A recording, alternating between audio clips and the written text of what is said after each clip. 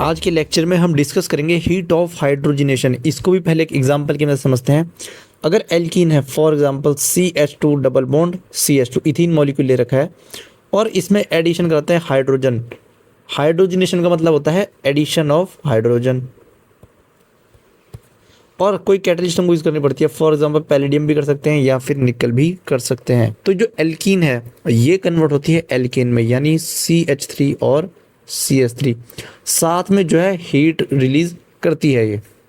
अब जो ये हीट निकली है ना हाइड्रोजनेशन करते हुए, इसी को बोलते हैं हीट ऑफ हाइड्रोजनेशन। अब ये हीट कैसे डिपेंड करेगी एल्कीन के ऊपर? क्या ये हीट ज़्यादा निकलेगी, कब हीट ये कम निकलेगी, वो कैसे डिसाइड होगा? पहले तो जो देखना है, हीट ऑफ हाइड्रोजनेशन का इन्वर्स रिलेशन होता है स्टेबिलिटी ऑफ एल्कीन से। अब एल्कीन की स्टेबिलिटी को कैसे चेक करना है वो मैंने बताया था, हाइपर कॉन्जुगेशन से हम चेक कर सकते हैं। और जितनी ज़्यादा क्या होगा stability of alkene, stability of alkene जितनी बढ़ेगी हीट ऑफ हाइड्रोजनेशन उतनी ही कम होती चली जाएगी। अब अगर कंपेयर करना है किसी भी दो एल्कीन में, यहाँ पर एक मैंने कॉन्जुगेटेड सिस्टम बना रखा है और एक नॉन कॉन्जुगेटेड सिस्टम बना लिया है, तो कौन सी एल्कीन में जो है हीट ऑफ हाइड्रोजनेशन ज़्यादा रहेगी? ये एल्कीन ज़्यादा स्टेबल है, इसको नाम दे देंगे A, इसको देते हैं B। रीज़न क्या है? इसमें जो पाई बॉन्ड है, ये जो एल्कीन है ये कॉन्जुगेटेड है, कॉन्जुगेशन इसमें प्रेजेंट है, और कॉन्जुगेशन प्रेजेंट होने से क्या होता है, एल्कीन में स्टेबिलिटी इंक्रीज करती है, यानी इसकी हीट ऑफ हाइड्रोजनेशन कम होनी चाहिए। इसमें जो है कॉन्जुगेशन प्रेजेंट नहीं है, एल्कीन यहाँ पर भी दो हैं, यहाँ पर भी दो हैं, बस फ़र्क क्या है, यहाँ पर A वाली ज़्यादा स्टेबल है इसलिए इसकी हाइड्रोजनेशन हीट जो है कम रहेगी। इसको इंथैल्पी ऑफ हाइड्रोजनेशन भी बोल सकते हैं, डेल्टा H। और B वाले की हाइड्रोजनेशन हीट ज़्यादा रहेगी। अब समझते हैं ऐसा क्यों है, स्टेबिलिटी के इंक्रीज करने से हीट ऑफ हाइड्रोजनेशन कम क्यों हो रही है, ये भी देखते हैं। इन्हीं दो एल्कीन का एग्जांपल लेता हूँ, मैं मानता हूँ। अब देखो स्ट्रक्चर एक बार इनका देख लो, इसको A है, इसका B है, तो A वाली ज़्यादा स्टेबल है। अगर हम इसकी एनर्जी प्रोफाइल डायग्राम बनाते हैं तो जो B वाली है ये रहेगी हाई एनर्जी पर और A वाली रहेगी लोअर एनर्जी पर, और हाइड्रोजनेशन के बाद दोनों में जो है एल्केन का प्रोडक्ट बनता है, उसकी एनर्जी कहाँ रहेगी, इससे भी कम रहेगी, क्योंकि एल्केन की जो एनर्जी रहती है मॉलिक्यूल की वो एल्कीन से कम रहती है।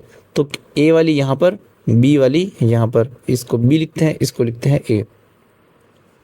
दोनों ने यहीं तक पहुँचना है, तो ये जाएगा ऐसे और ये जाएगा ऐसे, दोनों जो है लास्ट में सेम एनर्जी सेम प्रोडक्ट पर ही आएंगे। इसको लिखता हूँ EA, इसको लिखता हूँ EB। अब डेल्टा H क्या होता है, enthalpy product minus energy of reactant. Product की एनर्जी जो है दोनों केस में सेम है। अब देखो चाहे डिफरेंस से कैलकुलेट कर लो, EP और EA में डिफरेंस जो है कम है, यानी यहाँ से जो डेल्टा H की वैल्यू है वो कम आएगी। और डेल्टा H मतलब क्या है, हीट ऑफ हाइड्रोजनेशन या फिर इंथैल्पी ऑफ हाइड्रोजनेशन। अगर मैं डेल्टा H किसकी बात करता हूँ, EP माइनस EA, सॉरी यहाँ पर आएगा A और यहाँ पर आएगा B, तो यहाँ पर डेल्टा H जो है ज़्यादा वैल्यू रखेगा। इसको हम डायग्राम से देख सकते हैं कि इन दोनों के बीच में जो डिफरेंस है ये ज़्यादा है, यानी हीट रिलीज यहाँ से ज़्यादा होगी। इसको ऐसे समझ सकते हैं एनर्जी प्रोफाइल डायग्राम की मदद से, यानी जितनी अनस्टेबल एल्कीन उतनी उसकी डेल्टा H की वैल्यू। और एल्कीन में जो है सेम में कंपैरिजन होगा, जैसे यहाँ पर क्या है, दोनों एल्कीन में पाई बॉन्ड सेम है, 1 2 1 2, यहाँ पर भी 2 पाई बॉन्ड है दोनों में। अगर कंपैरिजन होगा दो एल्कीन में, एक ये वाली में और यहाँ पर लिया है 4 बॉन्ड, 1 2 चलो 3 ही मान लेते हैं, तो इसकी इंथैल्पी ज़्यादा रहेगी क्योंकि पाई बॉन्ड यहाँ पर ज़्यादा है, और जितनी ज़्यादा पाई बॉन्ड होगी उतनी ही ज़्यादा हाइड्रोजन रिएक्ट कर पाएगी, उतनी ज़्यादा हीट निकलेगी बाहर। तो नंबर ऑफ एल्कीन्स मतलब सेम होनी चाहिए किसी भी कंपाउंड में, तभी हम कंपैरिजन कर सकते हैं। उसके बाद हम लगा देंगे स्टेबिलिटी का ऑर्डर। अब दूसरा एग्जांपल देखते हैं। एक ये एल्कीन है, यहाँ पर हाइड्रोजन हाइड्रोजन और हाइड्रोजन, यहाँ पर है CH3। एक कोई दूसरी एल्कीन ले लेते हैं, यहाँ पर CH3, यहाँ पर CH3, हाइड्रोजन और हाइड्रोजन। इसको नाम देते हैं A, इसको नाम देते हैं B। और मैं पूछता हूँ किसकी जो है हीट ऑफ हाइड्रोजनेशन ज़्यादा होगी, तो कैसे चेक करेंगे? सबसे पहला जो काम है वो है एल्कीन की स्टेबिलिटी को ही चेक करना। कैसे सिखाया था? अल्फा हाइड्रोजन से सिखाया था। ये एल्कीन है, इसके एडजेसेंट में जो कार्बन है वो कैसा रहेगा, अल्फा कार्बन, यानी ये अल्फा कार्बन और ये हाइड्रोजन रहेंगे अल्फा हाइड्रोजन, यानी यहाँ पर 3 अल्फा हाइड्रोजन है। इस एल्कीन की अगर बात करते हैं, ये वाला अल्फा कार्बन, ये वाला अल्फा कार्बन, 3 अल्फा हाइड्रोजन यहाँ पर है और 3 अल्फा हाइड्रोजन यहाँ पर है, यानी यहाँ पर जो है टोटल 6 अल्फा हाइड्रोजन प्रेजेंट है।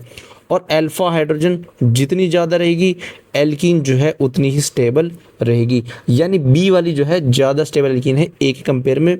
और इन्वर्स रिलेशन है, जितनी ज़्यादा स्टेबल एल्कीन उतना ही लेस उसका हीट ऑफ हाइड्रोजनेशन, यानी ए वाले की जो है हाइड्रोजनेशन, हीट ऑफ हाइड्रोजनेशन ज़्यादा रहेगी बी वाले से।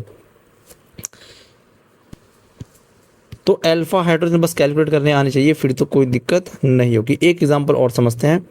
यहाँ पर है CH3, यहाँ पर भी है CH3, हाइड्रोजन हाइड्रोजन, CH3 और CH3, हाइड्रोजन और हाइड्रोजन, इसको देते हैं A, इसको देंगे B। अगर इसमें अल्फा हाइड्रोजन चेक करोगे तो 3 ये रहे 3 ये रहे, 6 अल्फा हाइड्रोजन है।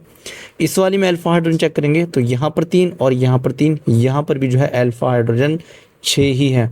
तो कौन सी ज़्यादा स्टेबल होगी, कैसे जज करेंगे? देखो, जो बल्कि ग्रुप है यहाँ पर CH3 और CH3, ये कैसे दोनों सेम साइड है, कार्बन की सेम साइड है।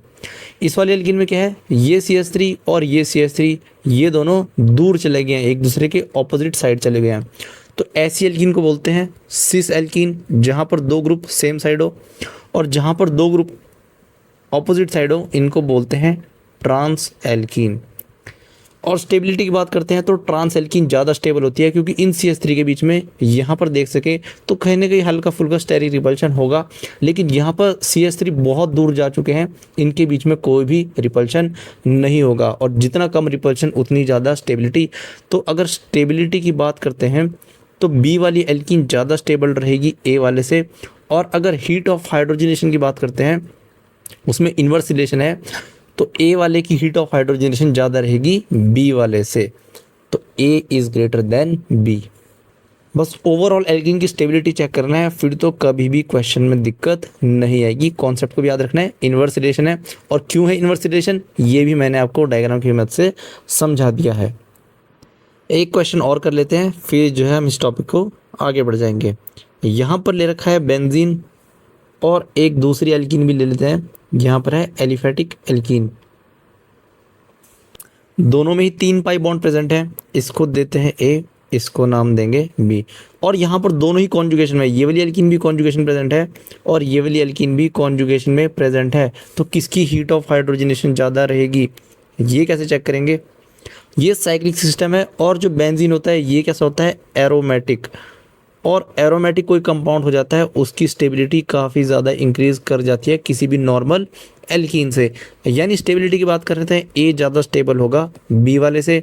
बस हमको स्टेबिलिटी पता लग जाए तो हीट ऑफ हाइड्रोजनेशन का हम इन्वर्स रिलेशन कर देंगे, यानी बी वाले की हीट ऑफ हाइड्रोजनेशन ज़्यादा रहेगी ए वाले के कंपेयर में। स्टेबिलिटी का रीज़न है इसका, ये एरोमेटिक कंपाउंड है। अब जो दूसरी एनर्जी हमको समझनी है वो है रेजोनेंस एनर्जी। इसको भी एग्जांपल से समझेंगे। यहाँ पर एक साइक्लोहेक्सीन है और एक ही पाई बॉन्ड है, इसकी करानी है हाइड्रोजनेशन। निकल यहाँ पर कैटलिस्ट है। तो delta H heat of hydrogenation क्या रहेगी इसकी, -120 किलो जूल पर मोल। इतनी जो है हीट यहाँ से निकली थी जब इसकी हाइड्रोजनेशन करी थी। तो जब एक पाई बॉन्ड की इतनी निकल रही है, अगर यहाँ पर 2 पाई बॉन्ड आ जाएं और इनकी हीट ऑफ हाइड्रोजनेशन करनी पड़ जाए तो कितनी निकलेगी, 2 इंटू माइनस का 120, यानी इतनी निकलनी चाहिए माइनस का 240 किलो जूल पर मोल। इतनी हीट ये रिलीज़ करेगा। लेकिन इसको एक्सपेरिमेंटली जब कैलकुलेट किया तो ये निकली है -232 किलो जूल पर मोल, यानी 242 से रिलीज होकर ये 232 हो चुकी है। हमारे हिसाब से 240 आनी चाहिए थी, लेकिन आ कितनी रही एक्सपेरिमेंटल की वजह से, -232 किलो जूल पर मोल। दोनों के बीच में डिफरेंस कितना आ रहा है कैलकुलेटेड और एक्सपेरिमेंटल में, ये आ रहा है 8 किलो जूल पर मोल का। अब अगर 3 वाला ले लेते हैं, यहाँ पर 2 पाई बॉन्ड है, इधर 3 पाई बॉन्ड हो चुके हैं और इनकी अगर हाइड्रोजनेशन करी है तो कैलकुलेटेड कितनी होनी चाहिए थी, एक पाई बॉन्ड की माइनस का 120 है तो 3 की कितनी होगी, 3 into -120 equals to -360 kilojoule per mole. इस मॉलिक्यूल की इतनी होनी चाहिए हीट ऑफ हाइड्रोजनेशन हमारे हिसाब से। लेकिन जब इसको एक्सपेरिमेंटली डिटरमाइन किया गया तो ये कितनी निकली है, माइनस का 208 किलो जूल पर मोल। कैलकुलेटेड से काफ़ी जो है ये कम चली गई है, और डिफरेंस कितने का है दोनों में, 152 किलो जूल पर मोल। यानी कैलकुलेटेड हम जितना कैलकुलेट कर रहे थे और एक्सपेरिमेंटल रिजल्ट में जो डिफरेंस आया है वो आया है 152 किलो जूल पर मोल का। अब रेजोनेंस एनर्जी क्या है, यही होता है जो डिफरेंस है कैलकुलेटेड, जो हम कैलकुलेट कर रहे हैं और जो एक्सपेरिमेंटल वैल्यू आ रही है, इन दोनों के बीच में जो डिफरेंस है यही क्या होती है, रेजोनेंस एनर्जी। अगर इसको समझना मतलब जैसे समझाना चाहूँ मैं, तो एक पाई बॉन्ड में कोई भी जो है कॉन्जुगेशन में पार्टिसिपेट नहीं कर रहा था, इसलिए इसकी जो डेल्टा एच की वैल्यू है -120 आ रही थी। लेकिन ये जो एल्कीन है ये कॉन्जुगेशन में पार्टिसिपेट कर रही है, इतना जो पार्ट है ये कॉन्जुगेटेड एल्कीन का पार्ट है। और कॉन्जुगेशन में जाना जो है अपने आप मॉलिक्यूल नहीं जाता, उसको कुछ एनर्जी खर्च करनी पड़ती है। मॉलिक्यूल के पास इतनी एनर्जी थी -240, लेकिन उसने 8 किलो जूल इसमें से खर्च करनी पड़ रही है ताकि इसके जो इलेक्ट्रॉन्स हैं ये डीलोकलाइज्ड रहे, पूरे कार्बन पर डीलोकलाइज्ड रहें। उसमें कितनी एनर्जी खर्च हुई है, 8 किलो जूल। इसकी वजह से मॉलिक्यूल की जो एनर्जी है ये कम हो गई। तो कॉन्जुगेशन एक तरह की इन्वेस्टमेंट है जो कि मॉलिक्यूल एनर्जी के द्वारा करता है, एनर्जी प्रोवाइड करी, कॉन्जुगेशन हुआ। एज अ रिजल्ट मॉलिक्यूल क्या बेनिफिट हुआ, उसकी एनर्जी सिस्टम की लो चलेगी, और जितना सिस्टम लो एनर्जी पर होगा उतना ही वो स्टेबल होगा। जो चार्ज है वो अब ज़्यादा से ज़्यादा कार्बन एटम्स पर फैल चुका है, इलेक्ट्रोनेसिटी फैल चुकी है, इससे ओवरऑल सिस्टम की एनर्जी लो हो रही है। अगर बात करते हैं यहाँ पहले और दूसरे केस में सिर्फ डिफरेंस कितना आया, 8 किलो जूल का, लेकिन यहाँ पर कितना डिफरेंस है, 152 किलो जूल। ये बहुत ज़्यादा डिफरेंस है। इसका रीज़न क्या है, इसका रीज़न है इस मॉलिक्यूल की स्टेबिलिटी। ये जो बेंजीन बना है ये अब हो चुका है एरोमेटिक, और जब कोई सिस्टम एरोमेटिक होता है उसकी स्टेबिलिटी काफ़ी ज़्यादा इंक्रीज करती है, यानी उसकी एनर्जी काफ़ी डाउन जाएगी, स्टेबिलिटी काफ़ी हाई रहेगी। यहाँ पर भी उसको रेजोनेंस करना पड़ेगा, कॉन्जुगेशन पार्टिसिपेट करना पड़ेगा, एनर्जी जो है काफ़ी ज़्यादा खर्च करनी पड़ेगी। तो एनर्जी तो काफ़ी ज़्यादा खर्च हो रही है। देखो यहाँ पर कॉन्जुगेशन करने में इसको 8 किलो जूल की एनर्जी खर्च करनी पड़ रही है, लेकिन इस केस में इसको 152 किलो जूल की एनर्जी खर्च करनी पड़ रही है, एनर्जी ज़्यादा खर्च करनी पड़ रही है। तो क्या बताया है, ये एक इन्वेस्टमेंट है मॉलिक्यूल कर रहा है ताकि ये स्टेबिलिटी को गेन कर सके, और इतनी एनर्जी खर्च करने के बाद ये मॉलिक्यूल बन चुका है एरोमेटिक, तभी जो है एरोमेटिक सिस्टम की स्टेबिलिटी बहुत ज़्यादा रहती है। और अगर हीट ऑफ हाइड्रोजनेशन की बात करेंगे तो इसमें जो है हीट ऑफ हाइड्रोजनेशन बहुत कम रहेगी इनके कंपेयर में। यहाँ से हमको एक चीज़ समझ और आ रही है कि जो रेजोनेंस एनर्जी है, रेजोनेंस एनर्जी ये डायरेक्टली प्रोपोर्शनल है किसके, स्टेबिलिटी ऑफ मॉलिक्यूल। और जितना स्टेबिलिटी मॉलिक्यूल होगा उसमें यानी कि एक्सटेंट ऑफ रेजोनेंस भी उतना ज़्यादा देखने के लिए मिल जाएगा, एक्सटेंट ऑफ रेजोनेंस। तो बेंजीन सबसे ज़्यादा स्टेबल है, इसमें रेजोनेटिंग स्ट्रक्चर मतलब रेजोनेंस भी हो रहा है, और इसकी जो डिफरेंस आ रही है, रेजोनेंस एनर्जी आ रही है 152, सेकंड वाले केस में आ रही है 8 किलो जूल। यानी जितनी ज़्यादा ये रेजोनेंस एनर्जी लिखी हुई है मैंने, ये जो येलो में है डिफरेंस मतलब है ये रेजोनेंस एनर्जी। तो रेजोनेंस एनर्जी जितनी ज़्यादा है उतना ही मॉलिक्यूल स्टेबल बनेगा, उसमें उतना ही अच्छे से रेजोनेंस हो पाएगा। क्वेश्चन में कैलकुलेट नहीं करना है आपको, बस ये कॉन्सेप्ट है, एग्जाम में जो है ऐसे कोई कैलकुलेशन आती नहीं है रेजोनेंस एनर्जी से। अगर मैं कंपेयर कराना चाहूँ, कोई दो एग्जाम्पल लेते हैं, एक बेंजीन का ले लेते हैं और एक ले लेते हैं नेप्थलीन का। अगर दो बेंजीन रिंग को फ्यूज़ कर दिया जाए साथ में तो ये बन जाता है नेप्थलीन, और अगर 3 बेंजीन रिंग को फ्यूज़ कर देंगे, एक बेंजीन रिंग, ये दूसरी और ये तीसरी, इसको नाम देंगे, इसका नाम होता है वैसे बेंजीन, इसका नाम होता है नेप्थलीन। नाम याद रखना बहुत इंपॉर्टेंट है, बहुत क्वेश्चन आते हैं। इसका नाम होता है एंथ्रासीन। अब इन तीनों की रेजोनेंस एनर्जी की बात करते हैं तो एंथ्रासीन की रेजोनेंस एनर्जी सबसे ज़्यादा आती है, फिर नेप्थलीन की और बेंजीन की सबसे कम, क्योंकि एक्सटेंट ऑफ रेजोनेंस यहाँ पे बड़े मॉलिक्यूल में जो है कॉन्जुगेशन प्रेजेंट है। तो एक्सटेंट ऑफ रेजोनेंस क्या है, एंथ्रीन में सबसे ज़्यादा है, उसके बाद नेप्थलीन में, और सबसे कम किसमें है, बेंजीन में। इसलिए रेजोनेंस एनर्जी भी एंथ्रीन सीन की सबसे ज़्यादा, फिर नेप्थलीन की, और सबसे कम बेंजीन में। आई होप ये रेजोनेंस एनर्जी वाला कॉन्सेप्ट भी आपको समझ आया होगा। कहीं कोई डाउट होगा तो बिल्कुल आप कमेंट सेक्शन में पूछ सकते हैं। नेक्स्ट टॉपिक है हाइड्राइड एफिनिटी। होती क्या है, the heat released when a species gain a hydride ion, यानी जब H- को हम अटैक करेंगे किसी स्पीशीज से तो तब जो है हीट रिलीज होगी उसको बोलते हैं hydride affinity. For carbocation it is commonly written as, ये आर पॉजिटिव क्या है, एक कार्बोकैटायन है, H माइनस इस पर अटैक करेगा और ये बन जाएगी एक न्यूट्रल स्पीशीज और साथ में जो है हीट रिलीज होगी, इसी को बोलते हैं हाइड्राइड एफिनिटी।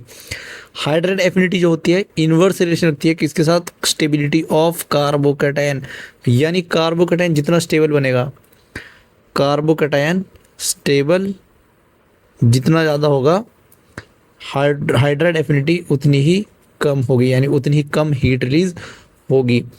कंपेयर कर लेते हैं, एक टर्सरी कार्बन लेते हैं CH3 पॉजिटिव, यहाँ पर भी CH3 और CH3, इसको नाम देंगे A, और एक लेते हैं प्राइमरी यहाँ पर पॉजिटिव, इसको नाम देते हैं B।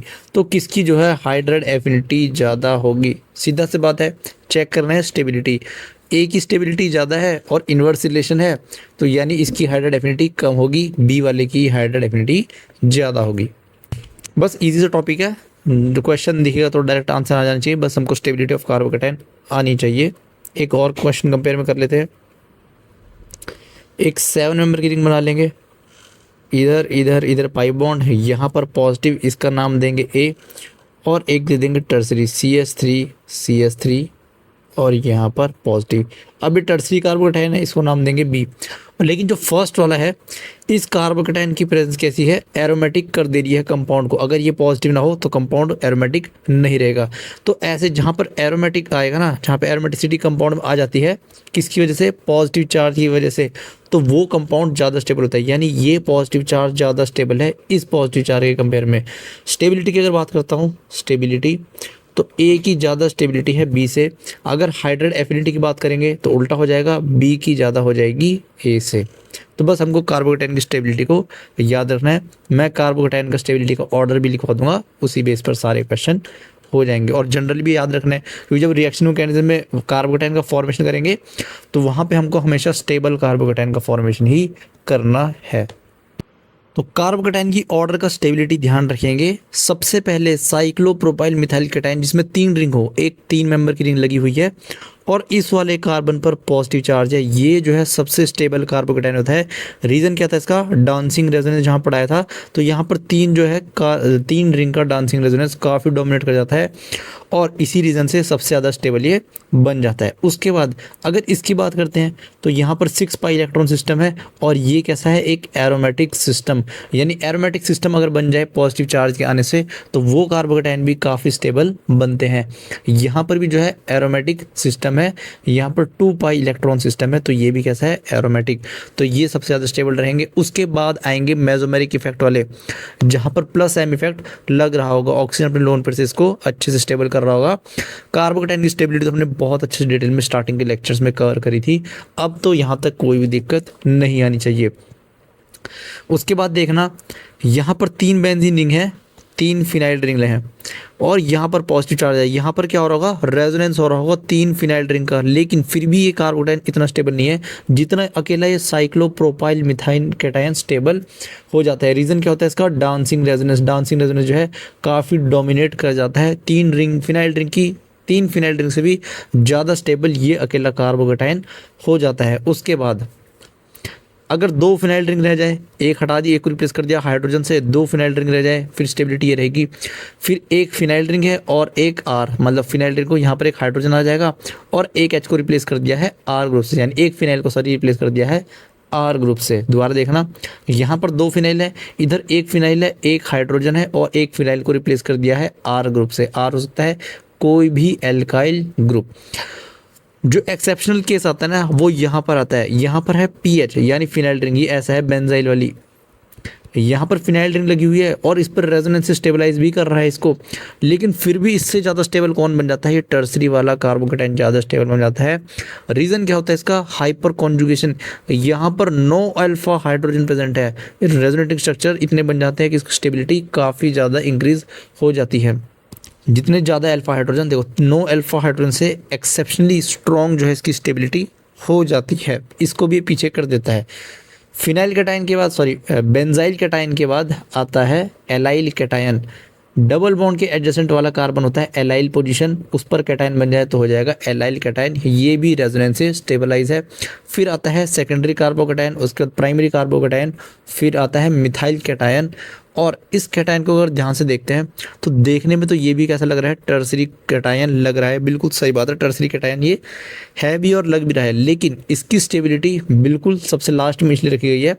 जब ब्रेड रूल पढ़ाऊंगा मैं आगे इन लेक्चर्स में जीओसी में ही, तो वहाँ पर मैं बताऊंगा कि ये जो है अनस्टेबल क्यों है, इसके अनस्टेबल होने का रीज़न क्या है। और लास्ट में तो ये एंटी एरोमेटिक है, ये तो सबसे ही अनस्टेबल कंपाउंड होते हैं। तो ये ऑर्डर है कार्बोकेटाइन स्टेबिलिटी का, इसको ध्यान रखेंगे, बहुत ही ज़्यादा क्वेश्चन में ये काम आने वाला है।